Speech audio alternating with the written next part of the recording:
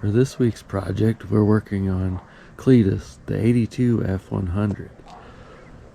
What we need to do this time, we need to change the tailhouse bushing and seal on the transmission. But here lately it seems like I'm always running out of daylight, so we're going to put it in the garage first. Let's do that next.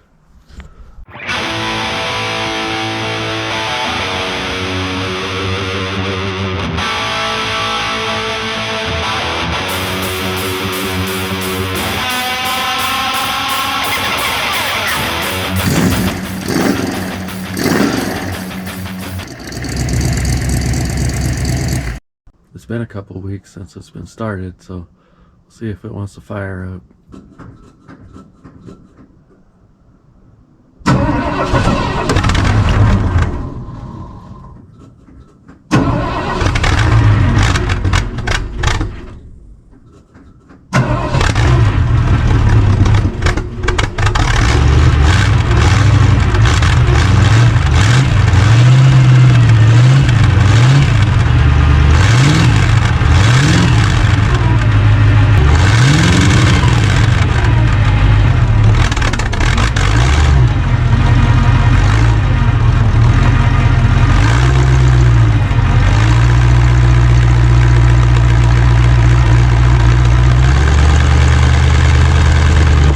I got the truck in the garage.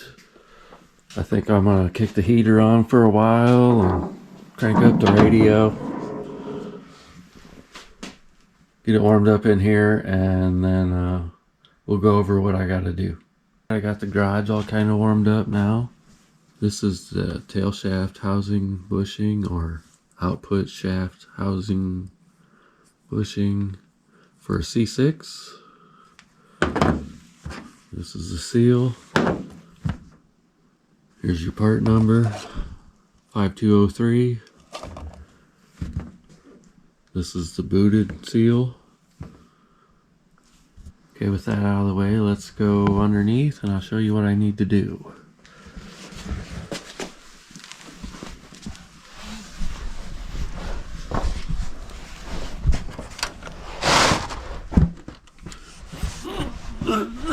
Yeah, almost there.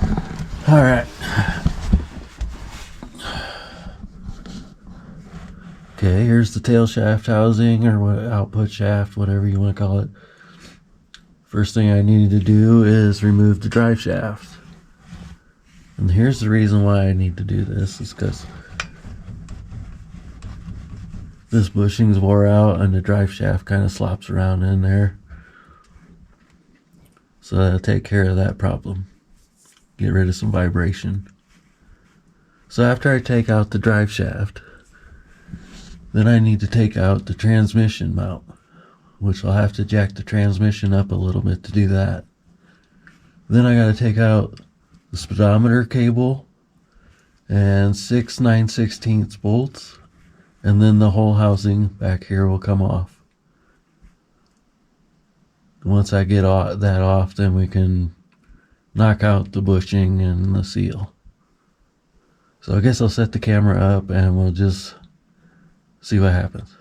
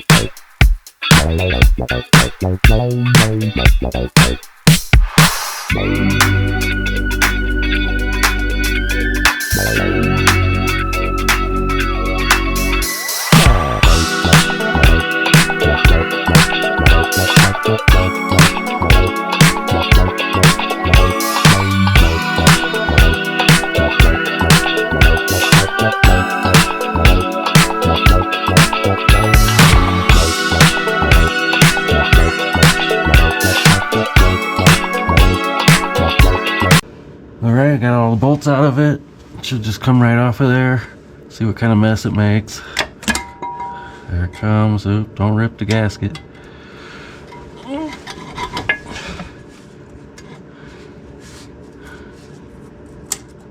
Uh-oh.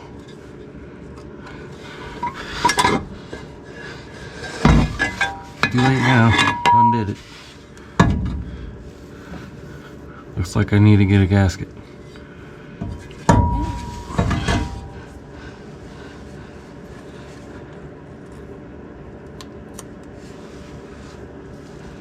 Yep, definitely.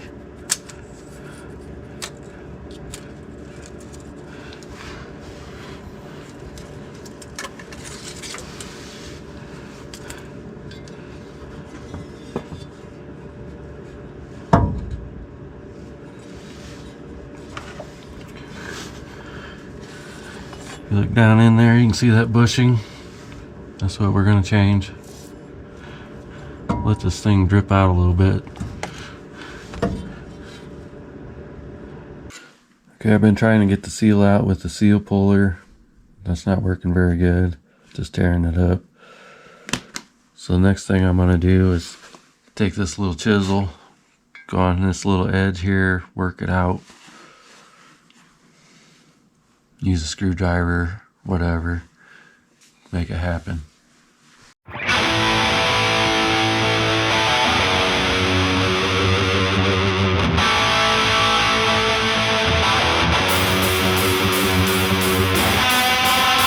Okay, I got the seal out of it. Next we're going to get the bushing out. Found this 36mm axle nut socket. It's about the right size. We'll take that and tap it out.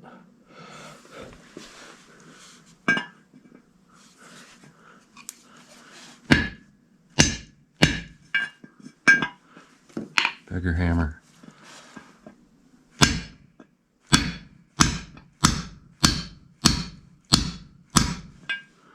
There she goes.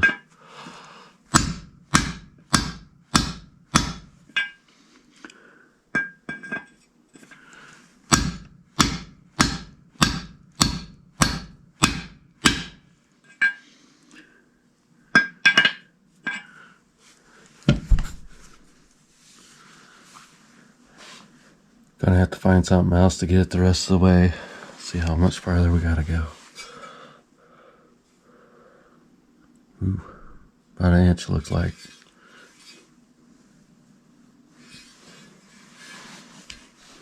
Too big. Let's give the screwdriver a try.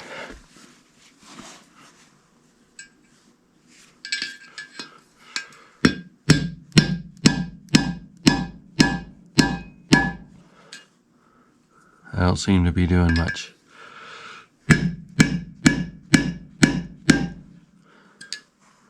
Nope. Figure something else out, I guess.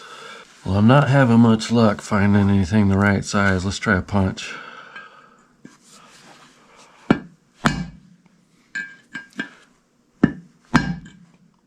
Nope. That sucks. See if we can find another punch. Okay, so I ended up just using some chisels and punches and stuff. We mangled it a little bit, but it's garbage anyways. Got it out of there.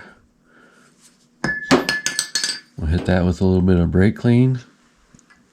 We'll drive the new bushing in. And start putting everything back together. Okay, let's put this thing back together. Okay, let's get the bushing and the seal in here, and we'll get this thing all put back together.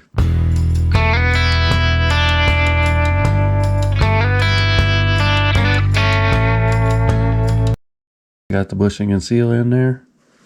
Slap this back on there. Put everything back together. Well, I guess I'm not going to put it together right now. You forgot to tell me that I broke the gasket. So I guess I'll look up another gasket and maybe we'll get it wrapped up tomorrow. So I ruined the gasket getting it apart. Nobody has a gasket. Can't get one till Tuesday. So I bought some gasket material and we're doing arts and crafts. And we'll make our own gasket. If you ever decide to make your own gasket, hole punch comes in pretty handy. Making all your holes. Too bad they don't make a bigger one. Okay, there's our new gasket, ready to go. Time to put everything back together.